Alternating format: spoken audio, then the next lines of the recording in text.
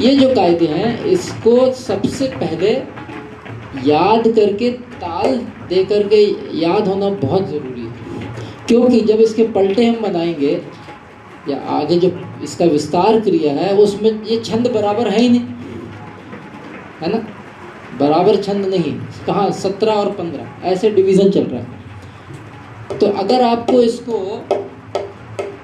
ताल रख कर बोलने की अगर आदत नहीं होगी तो नगमा प्लेयर्स जो होते हैं उनको मैक्सिमम आदत होती है, मतलब 4-4 के डिवीज़न में ताल बंधा होता है वैसे चलने की, ठीक है ना। तो जैसे ही ये कटता है 17 और 15, और जब 17 और 15 बराबर की लय में है, जब ये डबल होएगा, जब ये डबल होगा, ठीक है ना, तो वो आधा आधा हो जाएगा। तो नगमे के साथ वो जो जहाँ जहाँ पर उसकी फ्रेजेस कटेंगे वो बहुत मुश्किल हो जाता है फिर। तो आपके दिमाग में लय होनी चाहिए उसकी।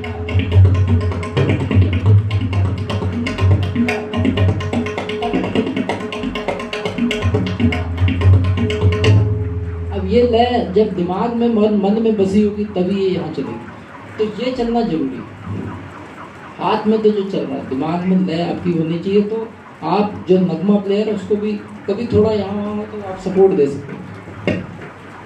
तो ताल दे करके बोलना बहुत जरूरी है। तो पहले हम इसको सिंगल लय में ताल दे के बोलेंगे, फिर इसकी दुगुन करेंगे।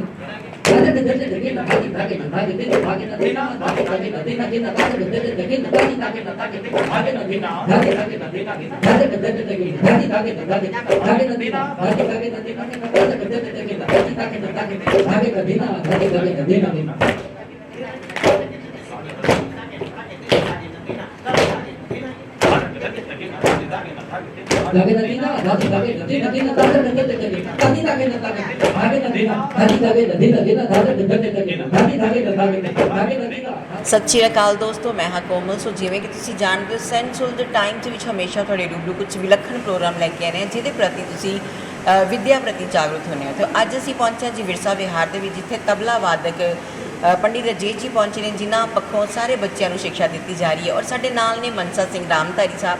ਅਸੀਂ ਉਹਨਾਂ ਦੇ ਨਾਲ ਕਰਦੇ ਹਾਂ ਗੱਲਬਾਤ। ਸਤਿ ਸ਼੍ਰੀ ਅਕਾਲ। ਸਤਿ ਸ਼੍ਰੀ ਅਕਾਲ। ਇਹਦਾ ਮੋਟਿਵ ਇਹ ਹੈ ਜੀ, ਅੱਜ ਕੱਲ੍ਹ ਜਿਹੜੀ ਨਵੀਂ ਜਨਰੇਸ਼ਨ ਆ ਰਹੀ ਹੈ ਸਾਡੇ ਪੁਰਾਣੇ ਵਿਰਸੇ ਦੇ ਨਾਲ ਸਾਡਾ ਜੋ 100-200 ਸਾਲ ਪੁਰਾਣਾ ਸ਼ਾਸਤਰੀ ਸੰਗੀਤ ਹੈ ਉਹਨੂੰ ਭੁੱਲਦੀ ਜਾ ਰਹੀ। ਗੁਰੂ ਪ੍ਰਤੀ ਕਿੱਦਾਂ ਸ਼ਰਧਾ ਹੋਣੀ ਚਾਹੀਦੀ, ਗੁਰੂ ਪੂਰਨਿਮਾ ਦਾ ਅਵਸਰ ਜਿਵੇਂ ਅਸੀਂ ਸਾਰੇ ਸੈਲੀਬ੍ਰੇਟ ਕਰ ਰਹੇ ਹਾਂ, ਅਤੇ ਉਸ ਦੇ ਨਾਲ ਨਾਲ ਬੱਚਿਆਂ ਨੂੰ ਪਤਾ ਲੱਗਣਾ ਚਾਹੀਦਾ ਕਿ ਸਾਨੂੰ ਗੁਰੂ ਪ੍ਰਤੀ ਕਿਵੇਂ ਸੇਵਾ ਕਰਕੇ ਇਸ ਵਿੱਦਿਆ ਨੂੰ ਕਿੱਦਾਂ ਗ੍ਰਹਿਣ ਕਰਨਾ ਅਤੇ ਇਸ ਵਿੱਦਿਆ ਦਾ ਕੀ ਮਹੱਤਵ ਹੈ। ਅੱਜ ਦੀ ਡੇਟ 'ਚ ਇਸ ਵਿੱਦਿਆ ਨੂੰ ਕੋਈ ਵੀ ਮਤਲਬ ਇੰਨੀ ਮਹੱਤਤਾ ਨਹੀਂ ਦੇ ਰਿਹਾ। ਅਤੇ ਸਾਡੀ ਇਹ ਕੋਸ਼ਿਸ਼ ਹੈ ਕਿ ਸ੍ਰੀ ਸਤਿਗੁਰੂ ਜਗਜੀਤ ਸਿੰਘ ਜੀ ਦੇ ਨਾਮ 'ਤੇ ਅਸੀਂ ਤਬਲਾ ਅਕੈਡਮੀ ਕੋਸ਼ਿਸ਼ ਕਰ ਰਹੇ, ਚੱਲ ਰਹੀ ਹੈ ਸਤਿਗੁਰੂ ਜੀ ਦੀ ਕਿਰਪਾ ਦੇ ਨਾਲ, ਅਤੇ ਸਤਿਗੁਰੂ ਉਦੈ ਸਿੰਘ ਜੀ ਦੀ ਕਿਰਪਾ ਦੇ ਨਾਲ ਇਹ ਸਾਡਾ 5ਵਾਂ-6ਵਾਂ ਪ੍ਰੋਗਰਾਮ ਹੈ 2 ਸਾਲਾਂ ਦੇ ਵਿੱਚ। ਅਤੇ ਅਸੀਂ ਕੋਸ਼ਿਸ਼ ਇਹੀ ਕਰ ਰਹੇ ਹਾਂ ਕਿ ਬੱਚੇ ਜ਼ਿਆਦਾ ਤੋਂ ਜ਼ਿਆਦਾ ਜੁੜਨ ਅਤੇ ਉਹਨਾਂ ਨੂੰ ਸੰਗੀਤ ਦੇ ਬਾਰੇ ਹੋਰ ਵੱਧ ਤੋਂ ਵੱਧ ਪਤਾ ਲੱਗੇ, ਅਤੇ ਉਹ ਗਾਂ ਦੇ ਲਈ ਅਗਲਾ ਜਿਹੜਾ ਜਨਰੇਸ਼ਨ ਹੈ ਉਹਨੂੰ ਸਾਡਾ ਸੰਗੀਤ ਭੁੱਲੇ ਨਾ ਜੀ। ਇਸ ਅਕੈਡਮੀ 'ਚ ਹੁਣ ਤੱਕ ਕਿੰਨੇ ਬੱਚੇ ਜੁੜ ਚੁੱਕੇ ਨੇ? ਪਿਛਲੇ 1 ਸਾਲ ਤੋਂ ਪ੍ਰੋਗਰਾਮ ਤੇ ਅਸੀਂ ਪਹਿਲਾਂ ਤੋਂ ਕਰ ਰਹੇ ਹਾਂ। ਅਸੀਂ ਅਕੈਡਮੀ ਪਿਛਲੇ ਸਾਲ ਤੋਂ ਹੀ ਸ਼ੁਰੂ ਕੀਤੀ ਅਤੇ 1 ਸਾਲ ਦੇ ਵਿੱਚ ਮੇਰੇ ਤੋਂ 50 ਤੋਂ 60 ਬੱਚੇ ਤਬਲੇ ਦੀ ਸਿੱਖਿਆ ਲੈ ਰਹੇ ਮੇਰੇ ਕੋਲੋਂ ਵੀ। ਸੋ ਸਰ ਬਾਰੇ ਕੁਝ ਜਾਣਕਾਰੀ ਦਿਓ। ਪੰਡਿਤ ਰਜੇਸ਼ ਮਾਲਵੀਆ ਜੀ, ਜੋ ਕਿ ਉਸਤਾਦ ਲਰਕਾ ਖਾਨ ਸਾਹਿਬ ਦੇ ਸ਼ਾਗਿਰਦ ਨੇ, ਮੈਂ ਆਪ ਇਹਨਾਂ ਦਾ ਸਟੂਡੈਂਟ ਹਾਂ, ਅਤੇ ਪਿਛਲੇ 11 ਸਾਲ ਤੋਂ ਮੈਂ ਗੁਰੂ ਜੀ ਕੋਲੋਂ ਵੀ ਸਿੱਖਿਆ ਲੈ ਰਿਹਾ ਤਬਲੇ ਦੀ।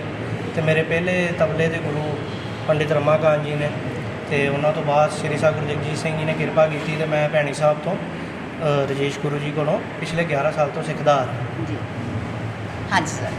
ਸਤਿ ਸ਼੍ਰੀ ਅਕਾਲ ਜੀ। ਸਤਿ ਸ਼੍ਰੀ ਅਕਾਲ। ਅੱਜ ਦਾ ਜੋ ਪ੍ਰੋਗਰਾਮ ਹੈ ਵੇਖੋ ਆਪਾਂ ਸਾਰੇ ਜਾਣਦੇ ਹਾਂ, ਜਿਵੇਂ ਕਿ ਮੇਰੇ ਵੀਰ ਜੀ ਨੇ ਦੱਸਿਆ ਹੀ ਹੈ ਕਿ ਅੱਜ ਕੱਲ੍ਹ ਜਿੰਨੀ ਜਨਰੇਸ਼ਨ ਹੈ ਆਪਣੇ ਗੁਰਸਿੱਖੀ ਜੀਵਨ ਤੋਂ ਜਾਂ ਰਾਗਦਾਰੀ ਤੋਂ ਦੂਰ ਜਾ ਰਹੀ ਹੈ।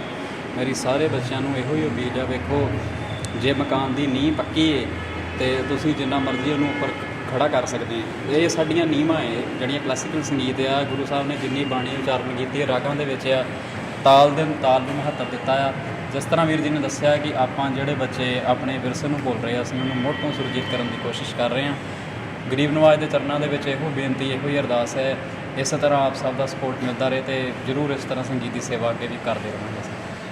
ਸੋ ਦੋਸਤੋ, ਜਦੋਂ ਅਸੀਂ ਕੋਈ ਵੀ ਸਿੱਖਿਆ ਗ੍ਰਹਿਣ ਕਰਦੇ ਹਾਂ, ਕਿਸੇ ਵੀ ਚੀਜ਼ ਨੂੰ ਅਸੀਂ ਧਾਰਨਾ ਕਰਦੇ ਹਾਂ, ਤੇ ਉਹਦੇ ਵਿੱਚ ਗੁਰੂ ਹੋਣਾ ਬਹੁਤ ਜ਼ਿਆਦਾ ਜ਼ਰੂਰੀ ਹੈ।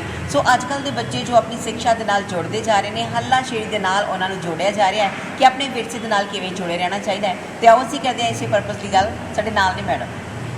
ਹਾਂਜੀ, ਸਤਿ ਸ਼੍ਰੀ ਅਕਾਲ। ਤੁਹਾਡਾ ਨਾਮ ਕੀ ਹੈ ਜੀ? रत्ना मालवीय। तो पापा जबलपुर तो ने बेसिकली मध्य प्रदेश तो पापा उस्ताद अल्लाह रखा खास साहब जी कोलों बॉम्बे शिक्षा लैन गए तबले दी।